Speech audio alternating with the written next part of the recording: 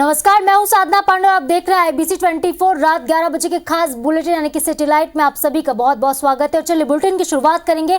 दिल्ली से बड़ी खबर मिल रही है, आपको बता दें, सूत्रों के हवाले से खबर है कि महिला आरक्षण विधेयक पर मोदी कैबिनेट की मुहर लग गई है। बताया जा रहा है कि 20 सितंबर को संसद में महिला आरक्षण बिल पेश हो सकता है। तो इस वक्त की बड़ी खबर दिल्ली से, इस विधेयक में लोकसभा और राज्य विधानसभाओं में महिलाओं के लिए 1/3 सीटें आरक्षित करने का प्रावधान है।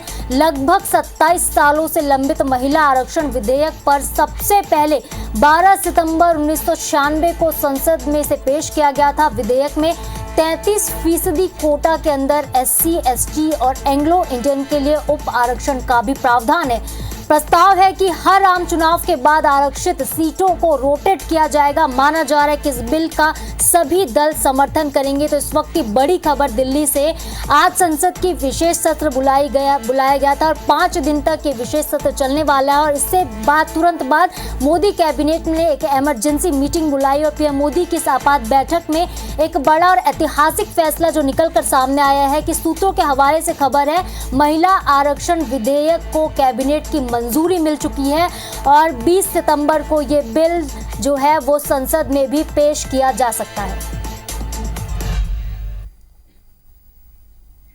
भोपाल में कांग्रेस के प्रदेश प्रभारी रणदीप सुरजेवाला ने बीजेपी पर जमकर हमला बोला। उन्होंने कहा कि बीजेपी सरकार सिर्फ सत्ता की भूख के लिए काम करती है। सत्ता की भूख बीजेपी पर चढ़कर बोल रही है। पहले महाकाल, अब ओमकारेश्वर भगवान की नगरी को बाढ़ में इन्होंने डुबो दिया।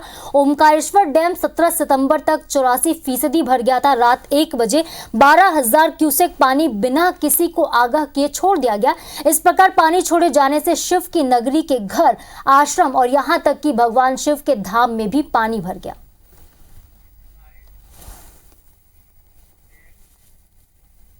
पहले महाकाल में भ्रष्टाचार किया और अब ओमकारेश्वर भगवान जी की नगरी को शिवराज निर्मित बाढ़ में डुबो दिया। कि किस प्रकार से रात में 1 बजे जब पानी छोड़ा, उससे घर, दुकान, आश्रम सब तबाह हो गए।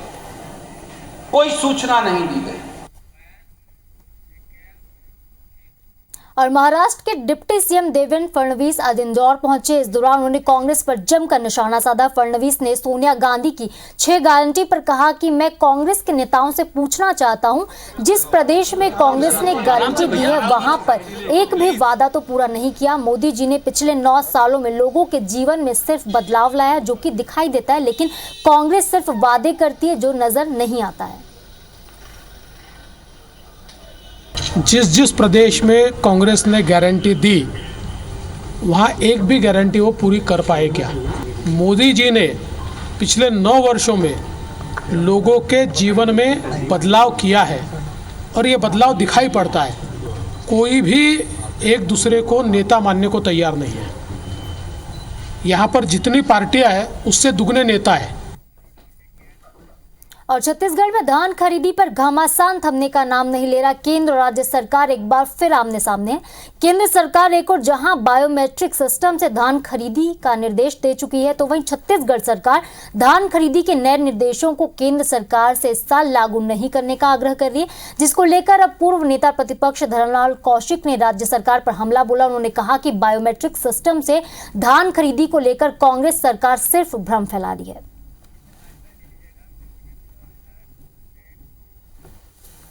को लेकर के राज्य सरकार के द्वारा, कांग्रेस के सरकार के द्वारा भ्रम फैलाई जा रही है। वास्तविक में 72 लाख जो हितग्राही हैं चावल के, पीडीएस में बायोमेट्रिक सिस्टम चालू है, लेकिन उन लोगों को कहीं दिक्कत नहीं आ रही है। तो मैं आश्वस्त करना चाहता हूं, हमारे किसानों को कोई दिक्कत नहीं आएगी, क्योंकि इनकी संख्या तो 23 लाख 24 लाख किसान है, जबकि उसमें 72 लाख है। छत्तीसगढ़ में बीजेपी की परिवर्तन यात्रा में दूसरे राज्यों के नेता और सीएम भी शामिल हो रहे हैं। यात्रा में मुख्य अतिथि के तौर पर आज उत्तर प्रदेश के डिप्टी सीएम केशव प्रसाद मौर्य शामिल हुए और उन्होंने कांग्रेस पर जमकर हमला बोला। केशव प्रसाद मौर्य ने कहा कि जनता मौजूदा सरकार की नाकामियों को देख चुकी है और इस बार छत्तीसगढ़ में फिर से कमल खिलेगा। अभी तक हम लोगों ने चारा घोटाला सुना था, लेकिन गोबर घोटाला हमें छत्तीसगढ़ में सुनने को मिल रहा है। कांग्रेस की श्री भूपेश बघेल जी की अगुवाई वाली भ्रष्ट सरकार से जनता त्रस्त है और इस सरकार को उखाड़ फेंकने का उत्साह साफ सामने दिखाई दे रहा है। धान खरीदी को लेकर बीजेपी राज्य सरकार पर हमलावर है। पूर्व मंत्री अजय चंद्राकर ने कहा कि धान खरीदी की सच्चाई लोगों के सामने आनी चाहिए। चंद्राकर ने कहा कि धान खरीदी भ्रष्टाचार का एक बड़ा जरिया है। उन्होंने ये भी कहा कि छत्तीसगढ़ सरकार धान खरीदी को लेकर केंद्र सरकार के साथ हुए MOU का पालन नहीं कर रही है, जो कि गलत है। चावल घोटाले के बारे में इशारा किया, जिसको मैं बार बार लिखते रहा। छत्तीसगढ़ में न्यूनतम उत्पादन धान का अधिकतम 17 क्विंटल रायपुर जिले में, ये कितना पैदा होता है प्रति क्विंटल छत्तीसगढ़ में एवरेज में, या 20 क्विंटल कौन से जिले में पैदा होता है, ये आप अपने आंकड़े को सुधरवा लीजिए। छत्तीसगढ़ में अब पार्टी विरोधी और वरिष्ठ नेताओं के खिलाफ बयानबाजी करने वाले कांग्रेस नेता बख्शे नहीं जाएंगे। PCC ने ऐसे नेताओं के खिलाफ कार्रवाई शुरू कर दी है। एक हफ्ते में पार्टी ने बेमेतरा के कांग्रेस नेता सौरभ निर्वाणी को 1 साल के लिए निष्कासित कर दिया है। तो वहीं रायपुर के वरिष्ठ पार्षद नागभूषण राव को भी कारण बताओ नोटिस थमाया गया। इस मामले में कांग्रेस के संचार प्रमुख का कहना है कि उन्होंने 2 टूक लहजे में साफ कर दिया कि पार्टी के वरिष्ठ नेताओं के खिलाफ बयानबाजी बिल्कुल बर्दाश्त नहीं होगी।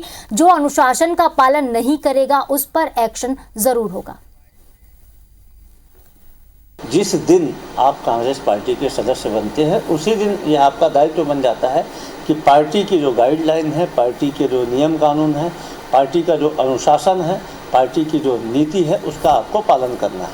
यदि आप उसका उल्लंघन करेंगे तो पार्टी में अनुशासन समिति बनी है, पार्टी में इस प्रकार के अनुशासनहीनता के लिए कार्रवाई की एक परंपरा है, उसके हिसाब से कार्रवाई की जाएगी।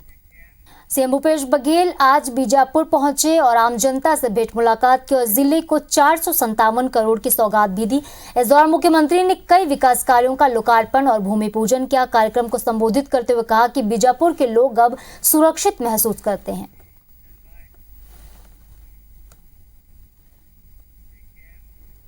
1857 की क्रांति के नायक गोंड राजा शंकर शाह और कुंवर रघुनाथ शाह का बलिदान दिवस जबलपुर में मनाया गया, जिसमें सीएम शिवराज सिंह चौहान भी शामिल हुए और राजा शंकर शाह और रघुनाथ शाह की शहादत को नमन किया। इस दौरान सीएम ने एक और बड़ी घोषणा करते हुए कहा कि अब मदन महल किले की जमीन पर 100 करोड़ रुपए की लागत से गोंडवाना की रानी दुर्गावती का भव्य स्मारक तैयार होगा।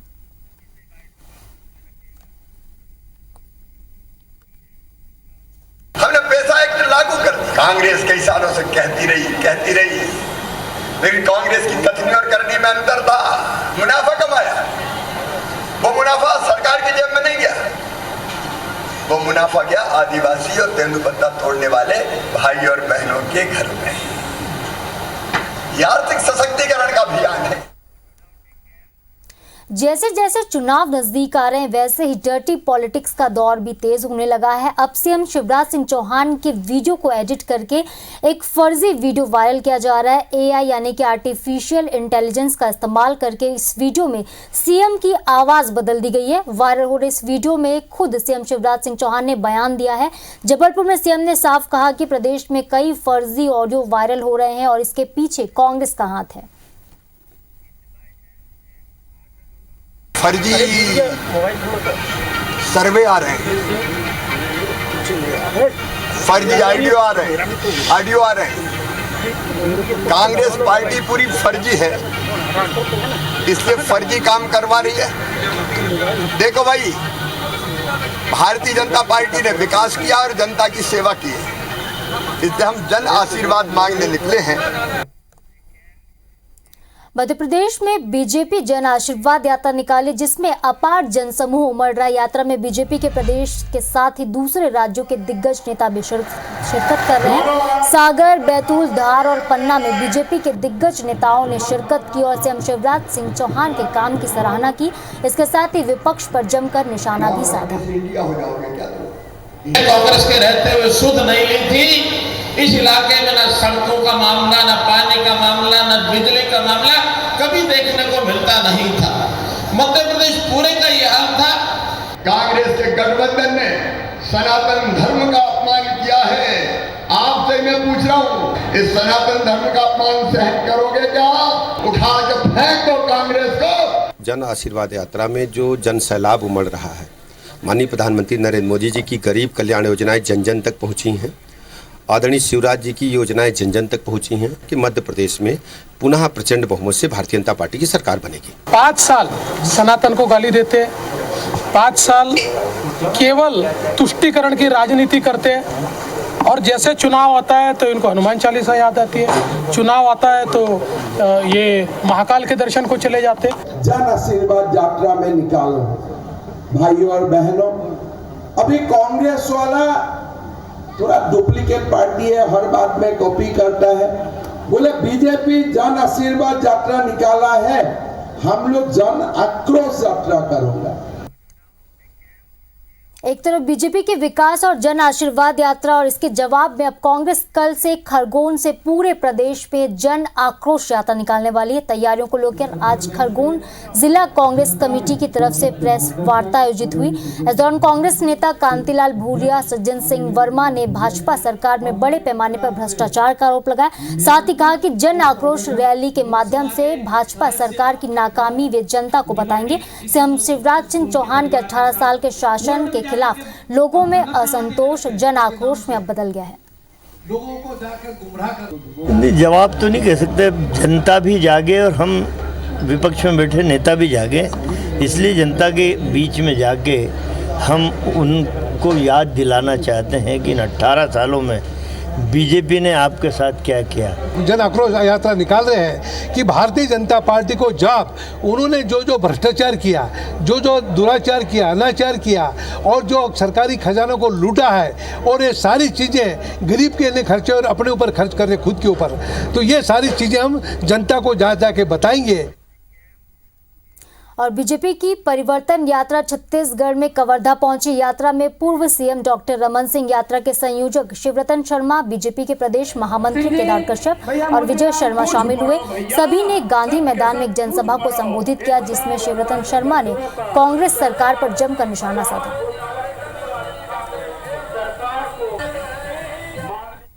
इनका गांव से दूर दूर का रिश्ता नहीं है, पर वो आपके गांव के मतदाता बनकर वोट डालने आएंगे। पूरे छत्तीसगढ़ में रोहिंग्यों को बसाने का काम चल रहा है, और रोहिंग्यों में सबसे ज्यादा नाम अगर कहीं जोड़े जा रहे हैं, वो नाम जोड़े जा रहे हैं कवर्धा। हिंदुस्तान जिंदाबाद कहता है तो चाकू से मार दिया जाएगा। इतनी घृणित सांप्रदायिकता यदि पनपाने का श्रेय यदि किसी को है, ये कांग्रेस के राज में तो हिम्मत कर सकता है। कवर्धा की घटना हो, भिलाई की घटना हो, पीरनपुर की घटना हो, ये संकेत करता है कि किस प्रकार असामाजिक तत्वों का एक गिरोहबंद ताकत है।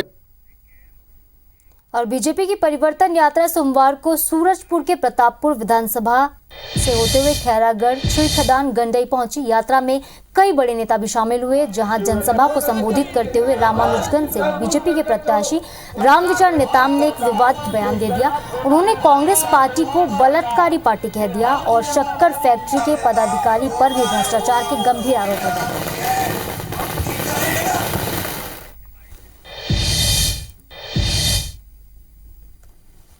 जन चेतना को जागृत करने के लिए हमने परिवर्तन यात्रा निकाली है, और हमारा विश्वास है ये परिवर्तन यात्रा छत्तीसगढ़ में परिवर्तन करने के लिए मील का पत्थर साबित होगा, और निश्चित रूप से भारतीय जनता पार्टी की सरकार बनेगी। कांग्रेस का भी गारंटी है, झूठ बोले वाला, और वो का गारंटी है भ्रष्टाचार,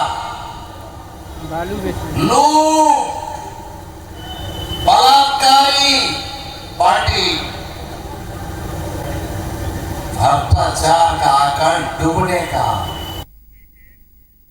ऐतिहासिक आम सभा परिवर्तन का शंखनाद गंडई से जो जोश खरोश, जो विश्वास और जो दिख रहा है, उससे मैं कह सकता हूं कि पूरे छत्तीसगढ़ में परिवर्तन होगा। हजारों की संख्या में गंडई में गांव-गांव से लोग आए और भ्रष्ट और निगमी और बेईमान सरकार को फाड़ फेंकने का संकल्प लिया। एक और समाजवादी पार्टी ने विधानसभा चुनाव की तैयारी तेज कर दी है, तो वहीं दूसरी तरफ लगातार कम होते जनाधार को लेकर भी चिंता में है। ऐसे में पार्टी ने एक बार फिर वोटरों को साधने की कोशिश शुरू कर दी। इसके लिए पार्टी के अंदर खाने कई पहलुओं पर मंथन हो रहा है। समाजवादी पार्टी के प्रदेश प्रवक्ता शमशुल हसन का कहना है कि मध्य प्रदेश समाजवादी पार्टी में मंथन का दौर लगातार चल रहा है। पार्टी पूरे प्रदेश में एकजुट है। अखिलेश जी के आह्वान पर संपूर्ण मध्य प्रदेश में रामायण सिंह जी के नेतृत्व में सब हम एक होकर जिस तरह चल रहे हैं, उससे ये लगता है कि मध्य प्रदेश में यकीनन तीसरी दल के रूप में हम लोग जनता देख रही है। मध्य प्रदेश के हित में यदि वो चुनाव लड़ना चाहते हैं तो उनका स्वागत है, परंतु उन्होंने जो 15 माह में भ्रष्टाचारों की सरकार के साथ सहभागिता की तो उस पर भी उन पर सारे सवाल खड़े होते हैं। प्रयास वो कुछ भी करें, लोकतंत्र है, उनको पूरे देश में जाने का अधिकार है और वो उन्हें करना भी चाहिए। लेकिन मैं समझता हूँ चुनाव, वही बात कहूँगा ना कि चुनाव कांग्रेस और भाजपा से ही होना है और कांग्रेस 150 प्लस सीटें जीतकर सरकार बना रही है। और अगली खबर ग्वालियर से है। जिले में वोटर्स लिस्ट में गड़बड़ी थमने का नाम नहीं ले रही। आयोग के बार बार कहने के बाद भी जिले की वोटर लिस्ट में 527 नाम ऐसे हैं जो एक ही विधानसभा में दो जगह लिखे गए हैं। अपनी विधानसभा के बाकी बीएलओ लोगों को ईआरओ के माध्यम से वो ट्रेंड करेंगे और 20 तारीख से 30 तारीख तक ये एक वोटर का वेरिफिकेशन करेंगे ऐप के माध्यम से। ग्वालियर शहर में नगर निगम आयुक्त और कांग्रेसी पार्षदों के बीच तल्खी लगातार बढ़ती जा रही है। दरअसल सीवर और पानी की समस्या को लेकर नगर निगम मुख्यालय में बैठक बुलाई गई थी। एमआईसी मेंबर्स और कांग्रेस के पार्षद मीटिंग में शामिल होने पहुंचे, लेकिन नगर निगम आयुक्त बैठक में शामिल नहीं हुए। उनका 1 घंटे तक इंतजार भी किया गया, लेकिन ऐसे में जब वे नहीं आए तो मामले ने तूल पकड़ लिया। 7 महीने पहले से मैं इस चीज़ के लिए बैठक के लिए बोल रही हूँ, तब उन्होंने आज जाके इस चीज़ का समय निकाला था। ऐसे एमआईसी मेंबर और ना पार्षद कोई बेवकूफ़ नहीं है जो इनके है ना आने का वेट करें। आज अगर बीजेपी का कोई भी है ना कार्यक्रम होता है तो टाइम से पहले पहुँचते हैं। हम लोग परेशान हो रहे हैं, मीटिंग के लिए बैठे 1 घंटे से, कमिश्नर साहब का वेट कर रहे हैं पर वो आई नहीं है। हम सभी कांग्रेसी जन बैठे हुए हैं। मैडम ने एमआईसी ने मीटिंग लगाई थी और वो आई नहीं। मीटिंग का बहिष्कार कर रहे हैं और मीटिंग से उठ के जा रहे हैं। मीटिंग बुलाई थी, उन्हीं के रिक्वेस्ट पे बुलाई थी माननीय सदस्य एमआईसी, और कमिश्नर के प्रतिनिधि के रूप में मैं आया था। तो लेकिन उन्होंने कहा कि जब तक कमिश्नर नहीं आएंगे तब तक मीटिंग नहीं करेंगे, और खुद ही उठ के चले गए। हम लोग तो बैठे हुए हैं, आप देख रहे हैं, सारे अधिकारी मौजूद हैं। ऐसा नहीं कि एक भी अधिकारी नहीं हो। सागर से एक दर्दनाक खबर बता दे, जहां एक पिता ने अपने नाबालिग बेटे की हत्या कर दी है।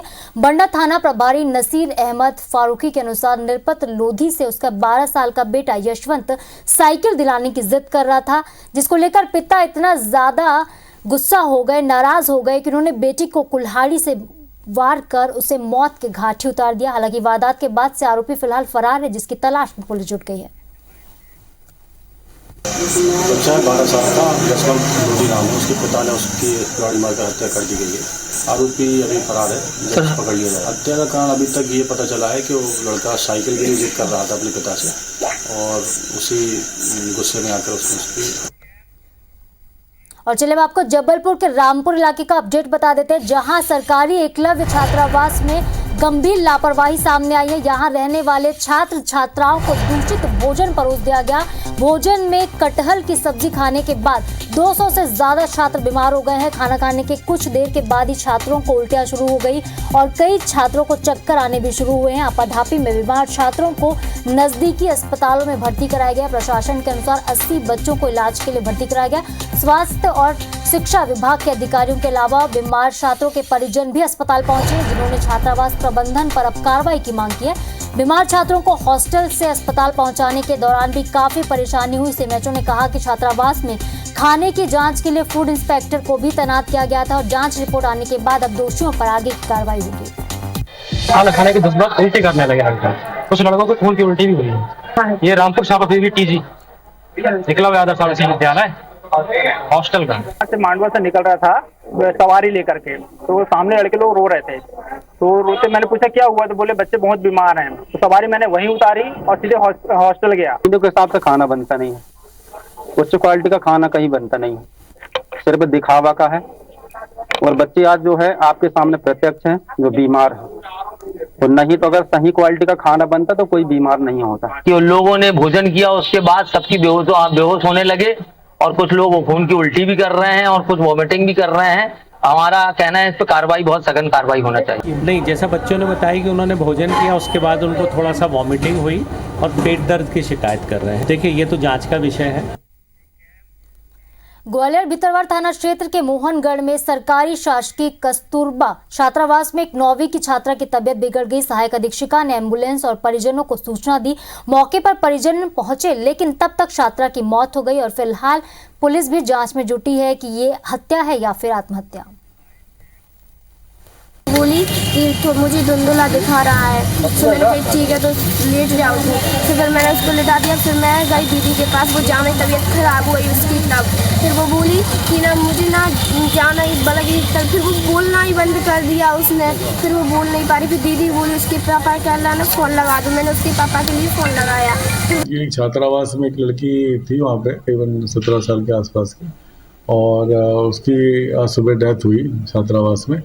तो इनके परिजनों का ऐसा बताना था कि वो लापरवाही की गई, उसका इलाज नहीं कराया गया टाइम से, और इस वजह से उसमें 304 का केस रजिस्टर्ड किया है। अभी उसको इन्वेस्टिगेशन में लेके उसकी सारी चीज़ें की पता कर रहे हैं। पोस्टमार्टम भी कराया गया, उससे भी और पता लगेगा कि उसकी डेथ कैसे हुई। और मुरैना पुलिस ने अवैध हथियारों के खिलाफ एक बड़ी कार्रवाई की है। पुलिस ने नूराबाद इलाके में अवैध हथियारों की फैक्ट्री चलाते 4 लोगों को अरेस्ट किया है, जिनके पास से भारी मात्रा में 5 बंदूकें, 6 देसी कट्टे, 3 पिस्टल, 7 कारतूस समेत कई हथियार बनाने के सामान भी जब्त हुए हैं। जो है 14 हथियार बरामद हुए और साथ में 7 जिंदा राउंड, जिनमें से 5 बंदूकें थीं और 6 देसी कट्टे हैं और 3 पिस्टल। ये पुलिस को उनसे वहाँ बरामद हुई, और साथ में जो हथियार बनाने के औजार वगैरह हैं, ग्राइंडर वगैरह, ये भी उनको वहाँ से मिले। राजधानी रायपुर के high profile Rawatpura phase 2 colony में हुई चोरी का खुलासा हो गया। टिकरापारा पुलिस ने 3 आरोपियों को धर दबोचा, जिनमें से एक नाबालिग भी है। पुलिस ने इनके पास से चोरी के करीब 3.5 लाख रुपए जेवरात भी जब्त कर लिए हैं। हमारी 10 से 11 लाख की चोरी गया सोना, लेकिन तस्दीक उपरांत 6 लाख समथिंग हमने रिपोर्ट लिखी थी। इसमें अभी 2 चोर पकड़ाए गए हैं, अभय मिर्ची, दूसरा है राहुल उर्फ बबलू। बाकी 2 लोग फरार हैं। उनसे हमको भी 3,15,000 का माल बरामद हुआ है। बाकी शेष 2 लोग फरार हैं। एक नाबालिग है, उसको भी हम रिमांड पर भेज रहे हैं। बाकी संबंधित 2 आरोपी जो पकड़े जाने पर अग्रिम कार्रवाई की जाएगी। और दूसरी तरफ बाढ़ ने मध्य प्रदेश के कई जिलों में लोगों की परेशानी बढ़ा दी है। खरगोन के मंडलेश्वर में बाढ़ प्रभावितों ने प्रदर्शन कर मदद की मांग की, तो खंडवा में बाढ़ का पानी मोटक्का ब्रिज के ऊपर से गुजर रहा है, जिससे ब्रिज टूट गया, जिससे इंदौर से शहर का संपर्क भी टूट गया है। हालांकि कलेक्टर ने जल्द मरम्मत की बात कही। तो उधर बैतूल में अमृत सरोवर का पानी ओवरफ्लो होकर बगल से गुजर रही सड़क पर भर गया, जिससे धावड़ा और महतपुर गांव का संपर्क टूट गया। तो वहीं झाबुआ में नाला पार कर रहे वाहन में बाइक सवार 4 लोग बह गए। 2 लोगों को हालांकि बचा लिया गया, तो वहीं एक का शव बरामद हुआ है। दूसरे युवक की तलाश अभी जारी है। रतलाम मंडल में दिल्ली मुंबई रेलवे के अमरगढ़ पंच पिपलिया के बीच अप ट्रैक भारी बारिश के चलते खिसक गया, जिससे काफी ट्रेनें प्रभावित रहीं। रेलवे अभी डाउन ट्रैक से ही महत्वपूर्ण ट्रेनों को धीमी गति से निकाल रहा है। बारिश का वहाँ पे बहाव है। इसकी वजह से क्या है कि जो ये गोधरा रतलाम सेक्शन है, इसमें अमरगढ़ और पंचपीपलिया के बीच में जो है ट्रैक का पैरामीटर में कुछ बदलाव हुआ है। इसकी वजह से क्या है कि तकरीबन अभी हाल में ही 11 ट्रेनों को डाइवर्ट किया गया है। ये जो ट्रैक है इसके लिए कार्य प्रगति पर है। तो एक तरफ मध्य प्रदेश में मूसलाधार आफत और छत्तीसगढ़ में बारिश का दौर थम चुका है। ऐसे में उमस और गर्मी से लोग परेशान हैं। मौसम विभाग के मुताबिक 20 सितंबर के बाद बारिश की संभावना है। प्रदेश में सबसे ज्यादा तापमान आपको बता दें धमतरी में 35 डिग्री सेल्सियस रिकॉर्ड किया गया है। यह सरगुजा संभाग के कुछ जिलों में आज हल्की सी मध्यम वर्षा होने की संभावना है। बाकी जिलों में यह मुख्यतः मौसम शुष्क रहेगा। एक कम दबाव का क्षेत्र बंगाल की खाड़ी में बन रहा है, जिसके कारण प्रदेश में यह 3 दिनों के बाद हल्की सी मध्यम वर्षा होगी। छत्तीसगढ़ में जंगली जानवरों का उत्पात लगातार जारी है। पत्थलगांव में हाथियों ने जहां 4 घरों को क्षतिग्रस्त कर दिया है, साथ ही कंदर बहार में मां बेटी पर जानलेवा हमला कर उन्हें घायल किया, तो हाथियों की मौजूदगी से लोगों में अब दहशत का माहौल है। तो वहीं राजनांदगांव की तस्वीर आपको दिखाया, डोंगरगढ़ में जंगली सूरों का आतंक देखने को मिल रहा है। जंगली सूरों ने 2 अलग अलग गांवों में ग्रामीणों पर हमला किया, जिसमें से ग्रामीण की मौत हो गई, तो वहीं 2 लोग घायल हैं।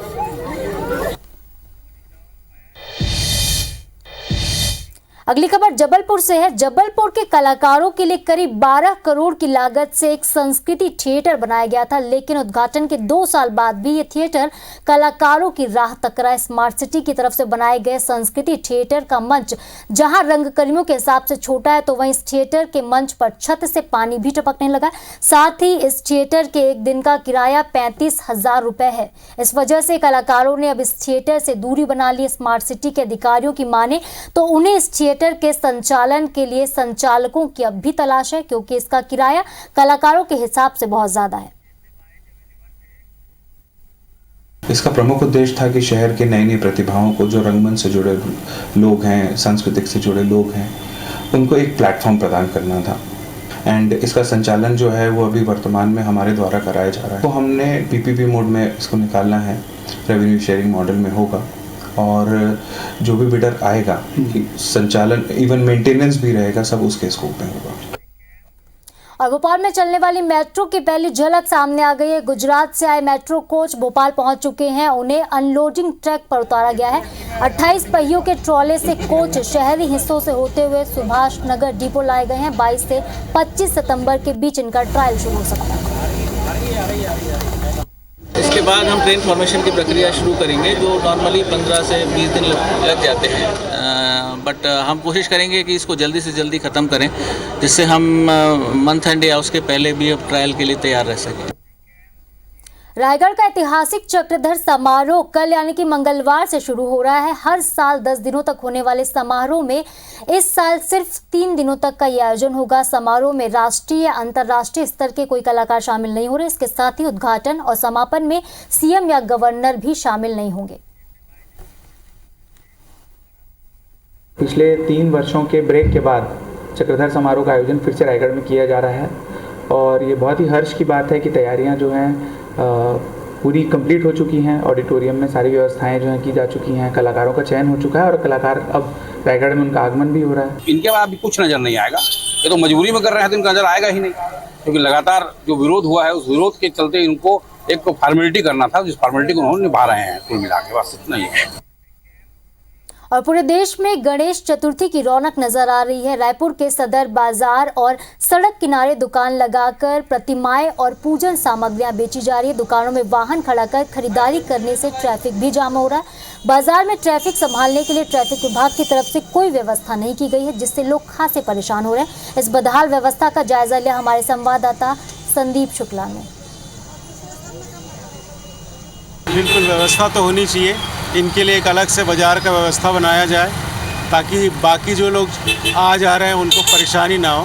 प्रशासन एकदम सुस्त रवैये पे है, धूल इतनी है, सब तरफ खोद दिया गया है, उसके बाद भी प्रशासन का इस ओर ध्यान नहीं जा रहा है, जबकि रोज न्यूज़ में आ रहा है, पेपर में छप रहा है, गड्ढे इतने हैं कि गाड़ियाँ चलाने में लोगों को दिक्कत हो रही है। राजधानी रायपुर में यादव परिवार ने भगवान गणेश की आकर्षक प्रतिमाएं तैयार की है, जिनमें से एक प्रतिमा छत्तीसगढ़िया ओलंपिक की तर्ज पर है, तो दूसरी प्रतिमा पूरी तरह से फलाहार से निर्मित है। इन दोनों प्रतिमाओं का जायजा लिया हमारी संवाददाता सुप्रिया पांडे ने। रायपुर में छत्तीसगढ़िया ओलंपिक की तर्ज पर भगवान गणेश की प्रतिमा तैयार की गई है, और इस वक्त हम आपको उसी प्रतिमा की तस्वीर दिखा रहे हैं। आप देखेंगे कि भगवान गणेश की ये जो प्रतिमा है वो काफ़ी आकर्षक है, और इस वक्त हम यादव परिवार के घर में मौजूद है, जिनके द्वारा ये गणेश प्रतिमाएं बनाई जाती है। आप बताइए कि इस तरह का आइडिया कैसे आया? ये हम लोग न्यूज़ सुने थे कि छत्तीसगढ़ ओलंपिक चालू होने वाला है, तो उस समय हम लोग इसका खेल का उपयोग करें गणेश बनाने में, ऐसे सोचे। इसके ठीक बाजू में ही आप दूसरी प्रतिमा भी देखेंगे। फलाहारी चीज़ों से भगवान गणेश की ये पूरी प्रतिमा तैयार की गई है। आप बताइए कि इस प्रतिमा को तैयार करने में कितना समय लगा है? ये कम से कम 1 महीने से काम चल रहा है। ये तैयार हो चुकी है प्रतिमा, और मुकुट में बनाया गया है, साबूदाने से बनाया गया है, और शरीर को सिंघाड़े से बनाकर सजाया गया है जी। तो ये आइडिया आपने कहाँ से लाया?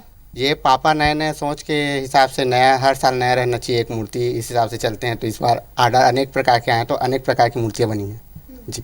तो बिल्कुल यहाँ पर हर साल नए नए आइडिया के जरिए भगवान गणेश की प्रतिमा बनाई जाती है और जैसे कि हमने आपको दो आकर्षक प्रतिमाएं दिखाई है। एक प्रतिमा छत्तीसगढ़िया ओलंपिक की तर्ज पर भगवान गणेश की प्रतिमा तैयार की गई है और दूसरी फलाहारी प्रतिमा है। पूरी तरीके से उस प्रतिमा में फलाहारी के जो चीज़ें हैं उसे लेकर के तैयार किया गया है। तो ये अलग अलग प्रतिमा है और हर साल ये जो यादव परिवार है वो इसी तरह की प्रतिमाएं तैयार करता है। कैमरामैन अभिषेक गर्ग के साथ सुप्रिया पांडे, IBC 24 रायपुर।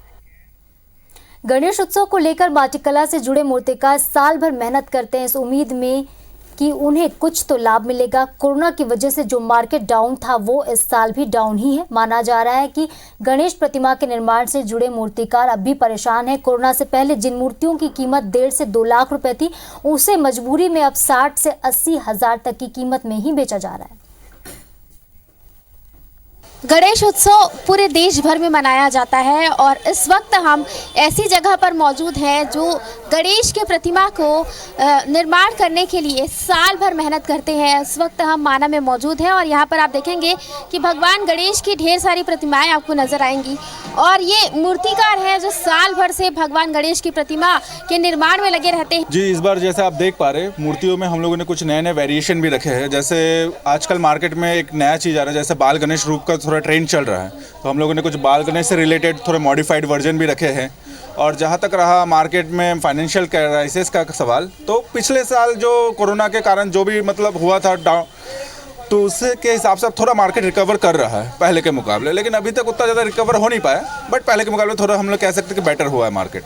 जी, उम्मीद तो है कि अगले साल जाकर थोड़ा मार्केट और ज़्यादा अच्छा हो जाए और हमें उतना प्रॉफिट मिले जो हम लोग मेहनत करें, जितना हमें मिलना चाहिए उतना मिले। अब वो तो नेक्स्ट ईयर देखते हैं। बिल्कुल, तो यहाँ पर मूर्तिकार बताते हैं कि कोरोना के बाद से जो स्थितियाँ बिगड़ी थी वो सुधरने की उम्मीद अगले साल ही है। हालांकि इस बार उन्हें जो उन्होंने एक्सपेक्ट किया था उसके अकॉर्डिंग उन्हें प्रॉफिट नहीं हो पाई है।